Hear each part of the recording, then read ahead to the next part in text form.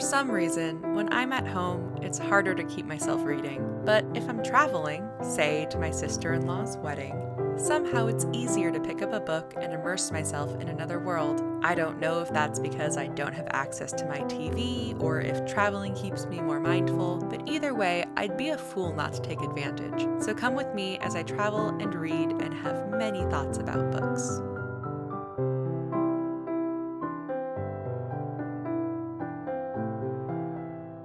I do have plans today. A friend is coming over that I won't get to see for a while, and I haven't seen for a while because we've both been going to weddings. So I need to get some reading done today. It's been a few days since I've read Ancillary Justice. You will also remember this from my reading the first chapter of every book that I own video. And you can see I've been saying I'm 2/5 of the way through. I think that's accurate. I'm almost halfway through. And this is a really interesting book so far. It's very sci-fi, and I have not read a lot of sci-fi historically. I watch a lot of sci-fi because I was a Star Trek kid. My thoughts on it so far are that it is very well written. It has very good concepts and a highly motivated, very different from myself main character, but a very explicitly defined main character. Although the book is in two timelines, so there's the present where this AI used to be the AI of this big ship and this big fleet, and now they are just able to occupy one body. And then there's a flashback timeline where presumably you're going to figure out how they became limited to one body. That's my theory. I'm not sure. It could also be why their goal in the present timeline is their goal. So there's a lot of stuff we're still trying to figure out. I really do love non-chronological books, and I do understand how it's very interesting to keep a mystery alive and not just exposit or just inform the audience of the main character's entire motivations. That does make sense to me, and I do think it makes for a compelling read. But it means that until I haven't reached that threshold point of a roller coaster where you finally hit the top and go over the edge and go, oh my god, the buildup was all worth it. I haven't reached the tipping point yet, so I don't even know 100% could I recommend this book to someone else. But so far it's good, but whether or not the whole thing is good is going to rely on reaching a big moment that makes you go, oh my god, that was so satisfying. And we're not there yet, and I would like to get there. So yeah, let's read this book.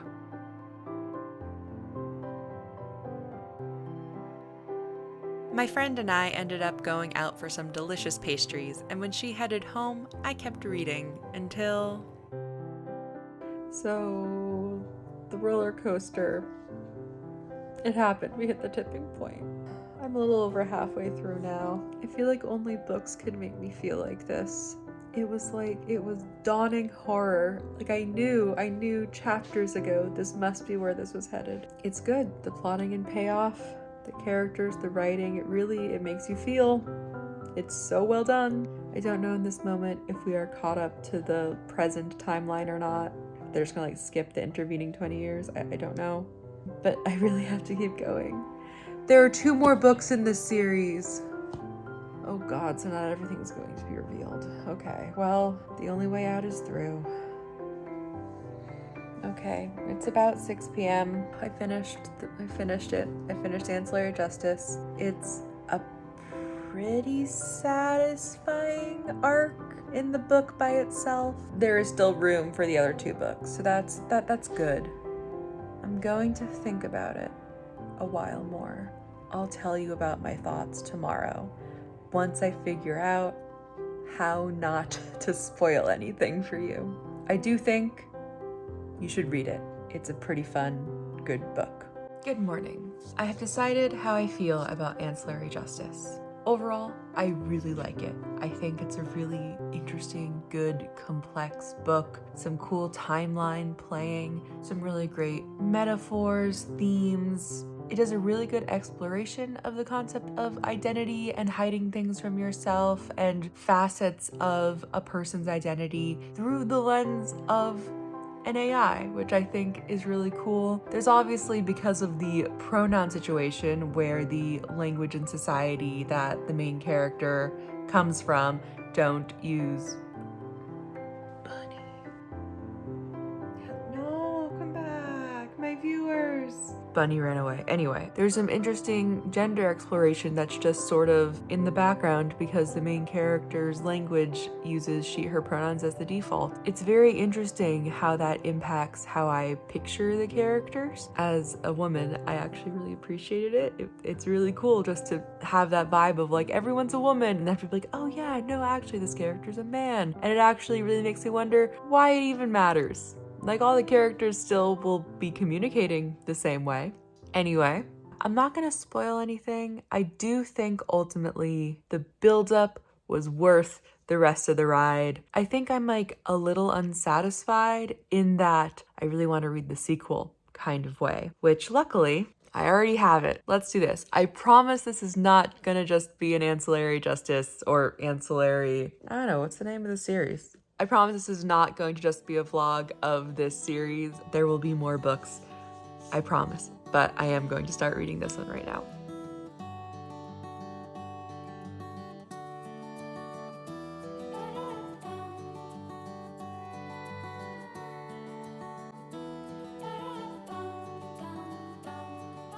Wow, 2 chapters, 2 pretty quick chapters of like setup for this, but like some real good build up, and then right away, boom, here's how something is totally different from the previous book. I am impressed. I am excited. This is a great lesson in sequels.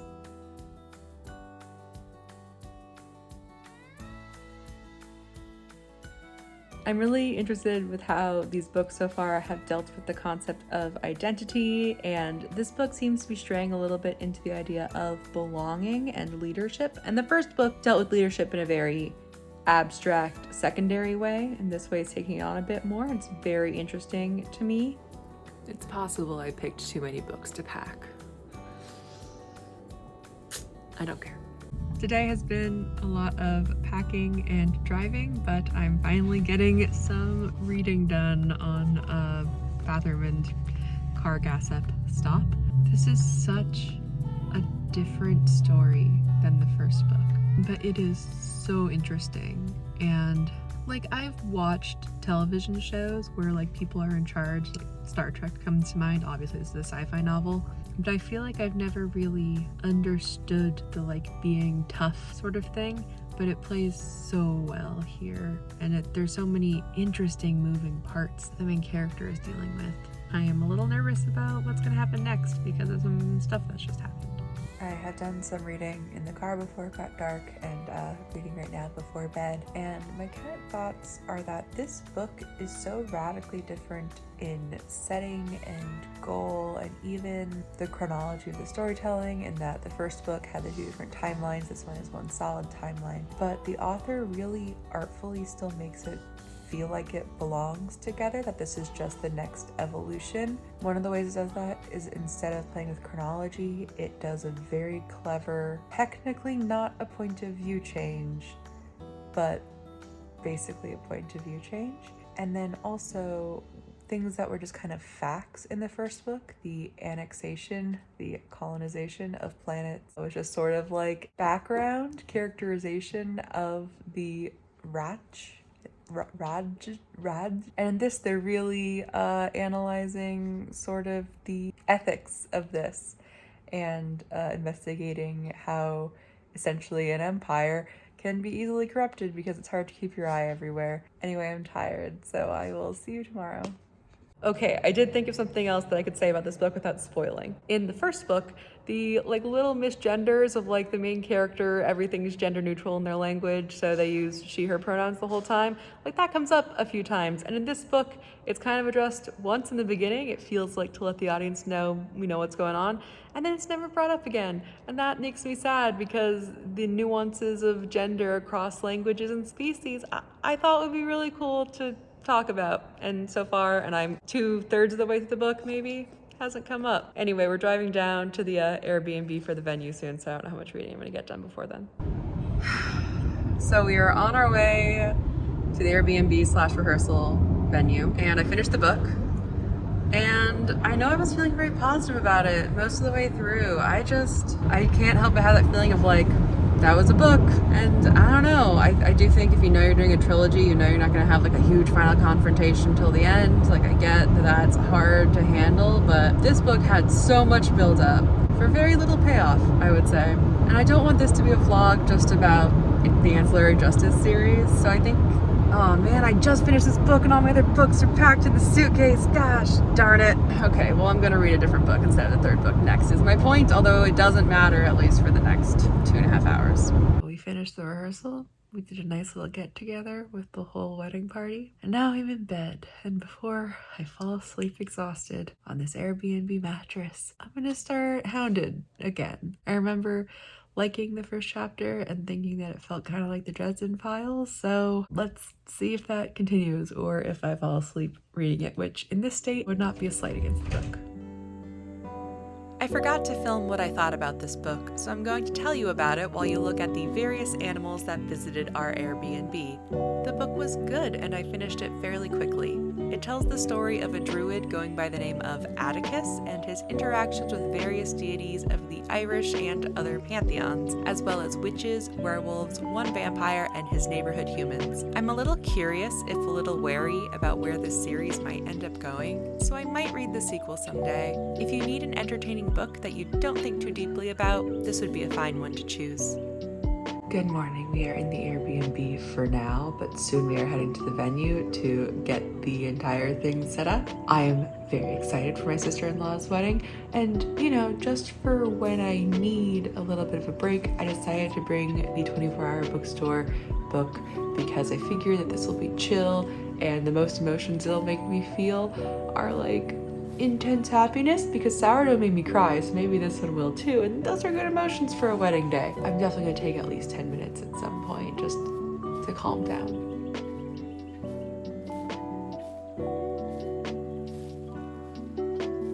After setup was done, I did manage to get 10 minutes of reading in, although this book didn't really grab me. And the wedding was absolutely beautiful. I cried a ton.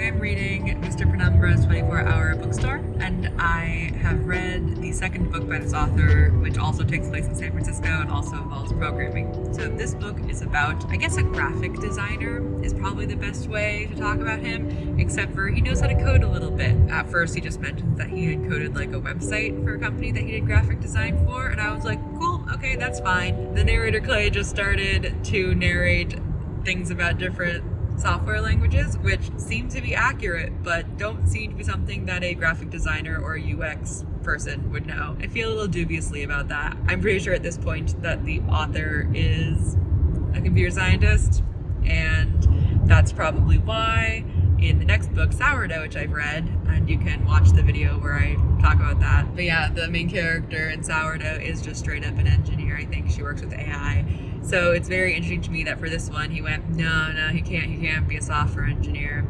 But he can be a UX designer who just also knows how to code and knows a lot about coding. So the main character is visiting Google, and okay, this book was published in 2012, and I didn't start working for Google until 2015. That being said, I did go on a tour of Google in 2008, and yeah, this guy is just inventing stuff.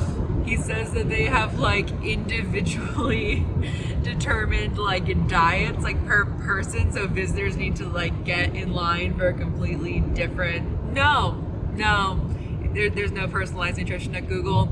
There's no graph paper on the table. Apparently product management is a thing that you get like randomly assigned no matter who you are. No, that's not how it works. Product managers are their own people. Why not just invent a new company name? Why say Google? I'm going to try to compartmentalize this because the rest of the book has been fun. We checked into a bed and breakfast in Olympia. It's like this old, almost Victorian style building. It's really cute. And they have a collection of Sherlock Holmes books downstairs. So I think I'm going to make a real push to finish the 24-hour bookstore tonight so that tomorrow morning before breakfast I can read a Sherlock Holmes mystery.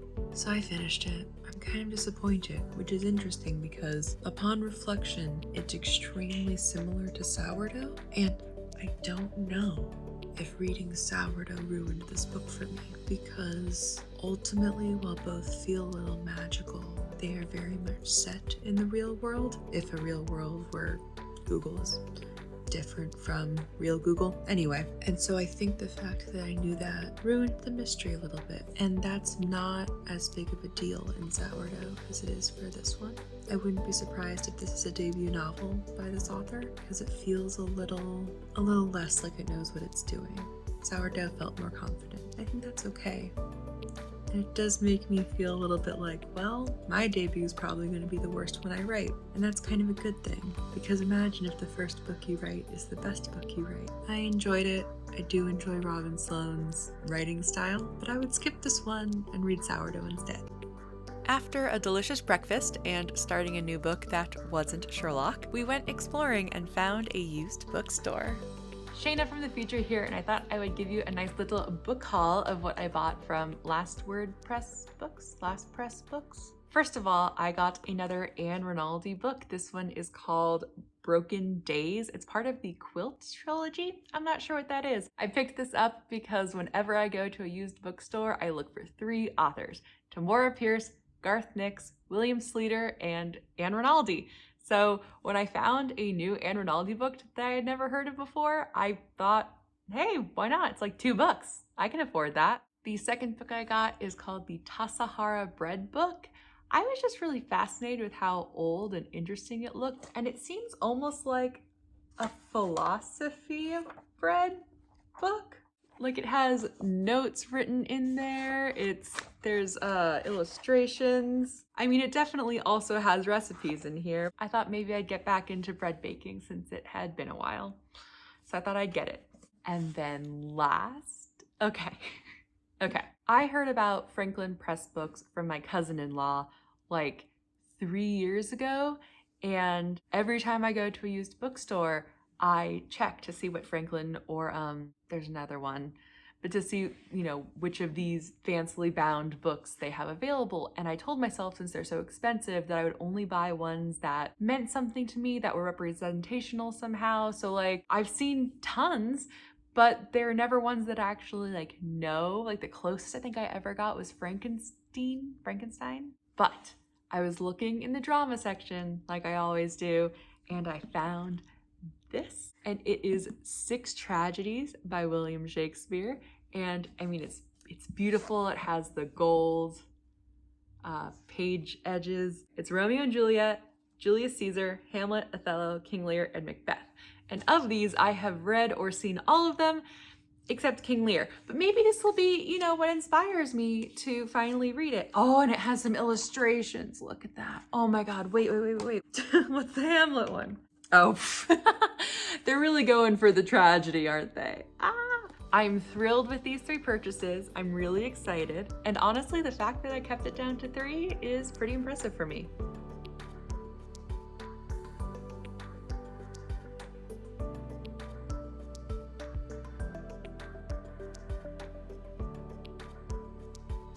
So I think I'm actually going to take a little reading break, because much like this delicious chai, this book is kind of intense.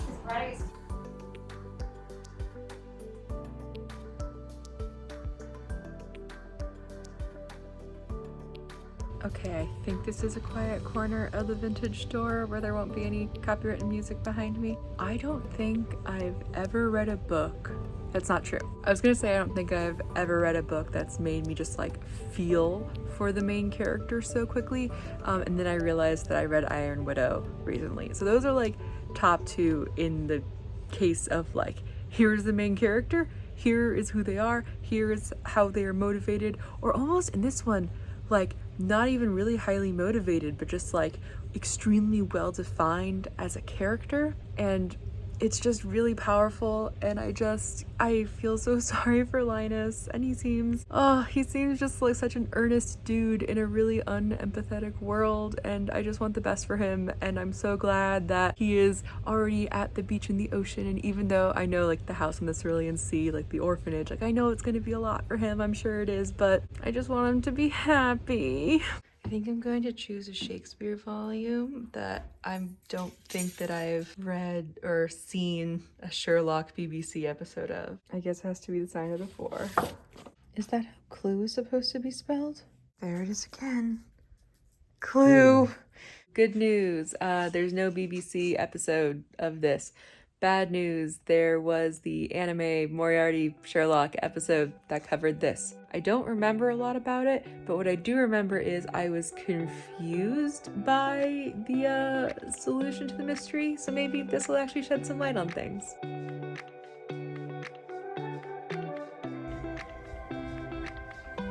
Hello, you're very cute.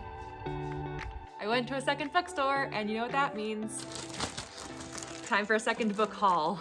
I mentioned in the last book haul that I'm always looking for 4 authors, the first of which is Tamora Pierce, and I found her. It's not signed. I always check for signed whenever I look at used bookstores, because one time I did get a randomly signed Tamora Pierce book and I still have it in my library and I love it. But this is my favorite of the Alana books, and I don't think I own it in print yet. I know I have a digital copy. Faithful is my favorite Alana character, so I had to get this cover version of it when I saw it at the bookstore. Second up, near checkout, they had the like discounted half off or something books, and I saw this one. It's called Shadow Shaper. I've never read it before, but I read the summary here, and it sounded very fantasy mystery, which is what I am working on. So I thought, oh, this might be an interesting comparison, or at least just good research for the genre, so I bought it. And last, I did buy a new book.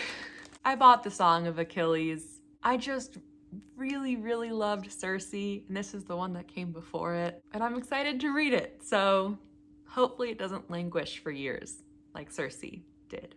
Another 3 books, and again, that's not that bad. That's only 6 books for the whole trip. That's pretty reasonable for me.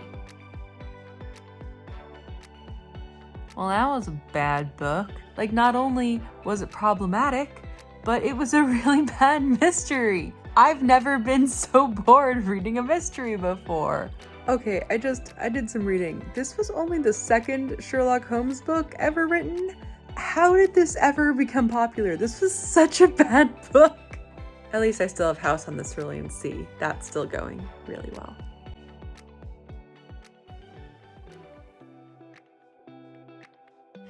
May I pet you, baby?